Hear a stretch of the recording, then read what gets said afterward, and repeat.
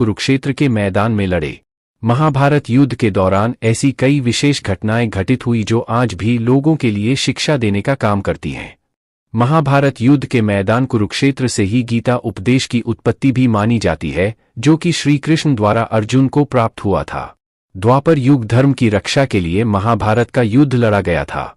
कुरुक्षेत्र में लड़े जाने के कारण इसे कुरुक्षेत्र का युद्ध भी कहा जाता है। इस युद्ध की सबसे विशेष बात यह थी कि इसमें भगवान श्री कृष्ण स्वयं अर्जुन के सारथी बने थे। यह भयावह युद्ध कुल 18 दिनों तक चला। क्या आप जानते हैं कि इसके 18 दिनों तक चलने के पीछे भी एक खास कारण छुपा हुआ है? आज हम आपको इसी विषय में बताने जा रहे हैं कि महाभारत का युद्ध कुल 18 दिनों तक ही क्यों चला। महाभारत युद्ध में 18 की संख्या का अत्यंत महत्व है। ऐसा इसलिए क्योंकि महाभारत ग्रंथ में कुल 18 अध्याय हैं। भगवान श्री कृष्ण ने कुरुक्षेत्र के मैदान में अर्जुन को 18 दिन गीता का ज्ञान दिया था। महाभारत का युद्ध भी 18 दिन तक चला था।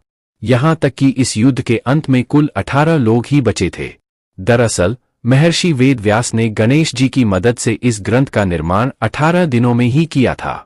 ऐसा माना जाता है कि जब इस ग्रंथ का निर्माण हुआ था तब तक महाभारत युद्ध नहीं हुआ था, बल्कि महर्षि ने अपनी दिव्य दृष्टि से इस युद्ध को पहले ही देखकर रचा था और श्री गणेश ने इसे लिखा।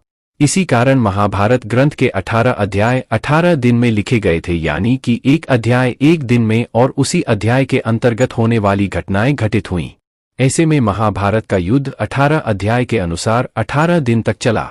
सरल शब्दों में कहें तो ग्रंथ के जिस अध्याय में जो घटनाएं हुई, यह असल में जब युद्ध हुआ था तब भी सब वैसे ही घटित हुआ था और युद्ध 18 दिन तक चला। महाभारत के अंतिम यानी 18वें दिन भीम दुर्योधन की जंघा पर प्रहार करते हैं, जिससे दुर्योधन की मृत्यु को हो जाती है और इस प्रकार दुर्योधन की मृत्यु होने से पांडव विजयी हो जाते हैं। महाभारत युद्ध का मुख्य कारण दुर्योधन का अहंकार था। वह पांडवों को एक सुई के बराबर भी भूमि देने को तैयार नहीं था। द्रौपदी का दुर्योधन को अंधे का पुत्र कहकर पुकारना भी